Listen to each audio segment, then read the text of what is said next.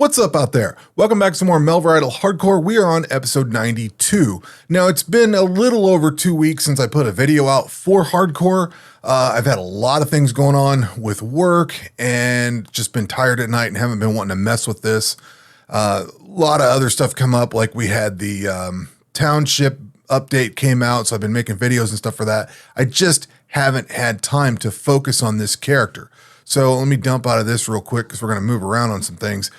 So I haven't really done a whole lot. I think where we left everything off was that I needed to get into the Golden Cloud Mountains and start working on that. And I still need to finish off the Necromancer's Palace. I have one or two of the items out of here. I don't remember which. I think maybe the amulet or something. But I don't have everything out of here. I need to get this thing ground out. I just haven't got there yet. So I finally took some time last night and maybe today to work on fighting everything in the Golden Cloud Mountains.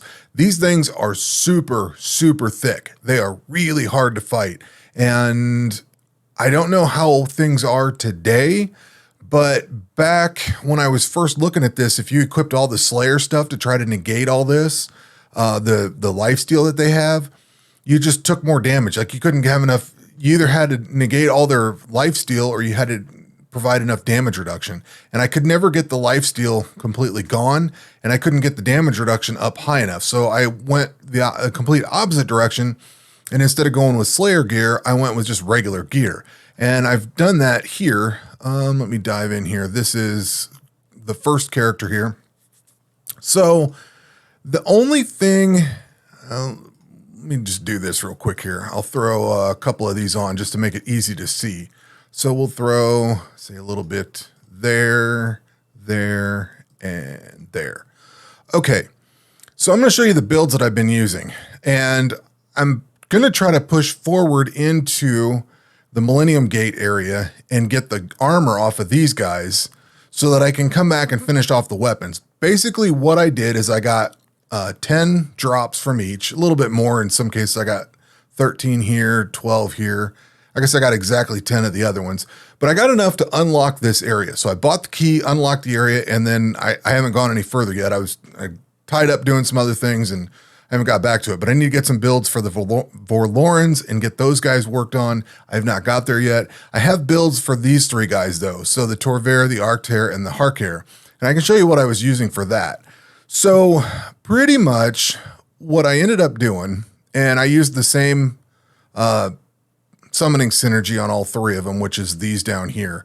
But basically for my gear, for the melee side, which would be fighting the Arctairs, because you're going to put melee up against ranged, I was running the Frostspark combination, which is the amulet, the sword, and the boots. With the Carrion Vambraces, I tried it with something else, the stunning setup that you would normally do, the Ragnar gloves or whatever it was. But I just didn't have the damage reduction, and it was really close to dying in here. So I was like, I'm not pushing that. So I put Carrion Vambraces on, and I went with the Palladium Onyx Ring because it gives you 4% damage against a ranged enemy. So I basically am running the Frostspark setup, the Carrion Vambraces, which is from another set, then the Burning Protection Plate Legs, the Ward of Flame Plate Body, Fez, and then the Mask of Madness. This Mask of Madness gives you 13% damage reduction.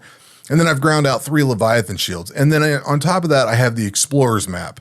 Now, as far as agility goes, because you're probably going to care about that, this is kind of your standard pipe climb, coal stones, cliff balance, rocky waters, boulder trap, doesn't really matter, raft building, ice jump, ocean rafting. And then the ones that are important is basically going to be, I think it's 11 and 14, because these add a little bit of Slayer negation. So I'm getting 30% Slayer negation there. I'm not sure if there's a better setup. Of course, I'm running the Elite Pillar and the regular Pillar of Combats. There could be some better ways to set this up, but I don't know. Minus 50 hit points because of this waterfall crossing. I'm not keen on that. That might help me out if I did not have this, because I would have an extra 50 hit points. So I might want to trade this out. But I figured that the roll twice, why did I take that? I was thinking that would be better. That would give you like a diamond luck potion, basically, but it is dropping your auto eat down because you're taking 50 hit points off. So my auto eat would normally be a little bit higher. So I don't know if I want to change that or not, but that would give me an additional 50 hit points, and that might pull things up a little bit and not make it hurt so much. But I got this combination of things working. Now, with all three of these builds, I am running the Holy Aegis and the Stone Skin along with the damage reduction 4s. I just can't survive this without it. So it's basically as much damage reduction as I can possibly get. So that's the melee setup I've got. My magical setup is kind of the same thing in some regards. Leviathan Shield, we've got the Mask of Despair. So all three of these have those curse masks. They have the Explorer's map on here, and this is the upgraded one from the new township side. They all run the Lightning Spirit and Siren. And then on this one, I have the, of course, I have the Carrion Van Braces on here. And then this one has the 4% damage reduction when fighting a melee enemy. Just as much damage reduction as I can get. Calamity Wand, Freezing Touch Body, Poison Mythical Wizard Bottoms for 11% damage reduction. And then the Frostbark Boots for a 12% damage reduction. Now, I am running this 5% Magic Max hit, this Iridium Runestone Ring. This gives you tripled against melee. So this kind of offsets some of the DPS. What I noticed with this build here, going up against the melee or the ranged creatures, this stunned them quite a bit. And the same thing with this. This stuns them fairly frequently, catches them on fire, puts them to sleep. Like, it does a lot of damage to them. The thing is, they do a lot of damage back. Now, the cool thing is, this is a 2.15 second attack interval. This is a 1.95. So these are fairly quick attack intervals. So I think you can if they do stun you, you're going to get out of it fairly quickly. Now, why am I not using the Bleed Burner? Because I have the Cape of Completion. It offers some other benefits plus an additional 2% damage reduction. Bleed Burner might help, but it also removes a couple percent damage reduction, and that just kind of moves it that much closer. Some of these I feel are very borderline of making it through, and I don't want to push this any further than I have to. So for my ranged, I actually scavenged my Carrion Gloves. That's what I have here. And even though these are the two tablets that I have on, I actually had these two on this build also. I basically been doing this sleep stun thing for everything. And for this one, I did run the Bleed Burner Cape, and I did run the Frostbark Amulet, the Torrential Blast Crossbow, Frostwalker Boots. I didn't use the Frostbark. Meteorite Marksman Ring, Meteorite Bolts, and then, of course, the Leviathan Shield. I have the Bundled Protection Body, Fury of the Elemental Zodiacs, and the Mask of Torment. So this is the setup I have. Now, this one I actually did Holy Aegis and Protect Magic.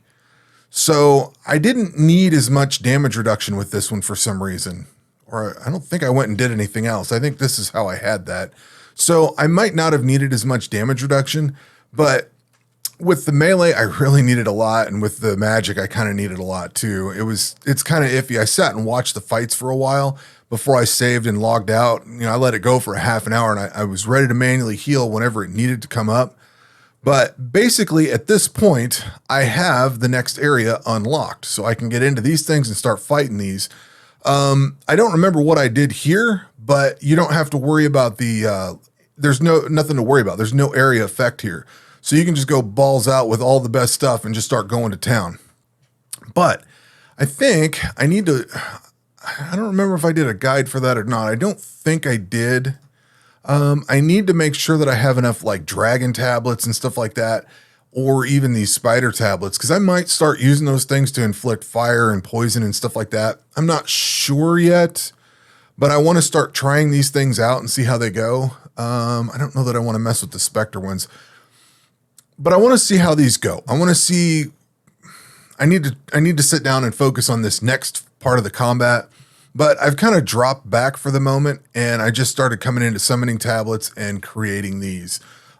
Just because I want to make sure I have enough summoning tablets. I want to make sure I have enough runecraft, all stuff rune crafted up. What was I making over here? Oh yeah, these archaic runes. Like, I went to go get a synergy here, and I don't have the tablets for it. So I thought, you know what? I'll bust out and start making tablets and stuff. But we are inching forward very slowly. I hope to have some builds ready for the next phase of this fight. Pretty much what you're going to do, or what's going to happen now, is to go into the Millennium Gate area and work these creatures down one by one. As I get gear from these, Like this one will start giving me magic gear. So I start getting this, I can equip up for my mage. So then I can turn around and take my mage and start working on this Forlorn Protector and start killing this guy off. So I can start working the gear into, everything I get from there is going to be able to be equipped on somebody. So then I can it'll reduce, it's going to be tight at the first, but then as I get more gear, it's going to build out and then I'll be fine. And then I can come backwards. And I think that's what I'm going to do with this. I wanted the dungeons. I think that's what I'm going to do with this Necromancer's Palace. I'm going to come back to that. And once I get the Vorlorin stuff, I'll come back and get that off. Cause I don't remember how hard that place is, but it's going to be a lot easier with a lot better gear. So that's kind of what I'm going to do is push into the Millennium Gate, grind some of this stuff out. I don't know if I'm going to worry about the Guardian of the Herald at the moment, but I'm going to grind these out a little and get the gear, as much gear as I can from them, and then start working on getting the weapons. So I need to, get a few of those pieces to unlock the weapons. Then we should be good to go. So I've got plenty of prayer points. I think I have plenty of food. Yeah, I've got way more food than I need. So I shouldn't have to stop and do a whole bunch of other stuff. It should just be getting into the combat part of it now and just focusing on that and getting towards the finish, because really all there is left is the Necromancer's Palace to be ground out and the Throne of the Herald, and then the Vorlorin stuff and finish the Golden Cloud. We're basically done. All the mastery's done, a few items left, but the items that are left is all the stuff from the places that I haven't been yet, or that I haven't completed. Oh yeah, I got to get that Toxin Spear too, but Blood Vial 2, yeah. I think I got to steal. Oh, I have to steal that up and then upgrade it. But basically the rest of this stuff's all going to come from combat, and monster wise, we're pretty much done with this also. Just got these Devastator guys to do, and then the end boss. And then as far as pets goes, we've got Necro Palace, Millennium Gate, Throne of the Herald, and the Spider Queen. So pretty much totally in-game at this point. I mean, like straight up in-game. There's nothing else to do. I have all my township tasks done. I have everything done. I do have some of the Throne of the Herald stuff that I can do, and I still have a few of the elite tasks to finish, but there's not really much point in doing these. I mean, I could get some stuff out of it, but I don't need any of this stuff, so it doesn't really matter, and I don't know that I care. So at this point, it's just going to be focusing on combat, and I really don't know what to do in my meantime. Like if I get swamped at work or something and I can't focus on this, because if the job is demanding during the day, I don't feel like sitting in here at night. So having to sit down and, if I'm exhausted from the day, I don't want to have to figure out these fights of an evening and try to sort all that out. So I don't. That's kind of why it's sat like it has and not gone anywhere.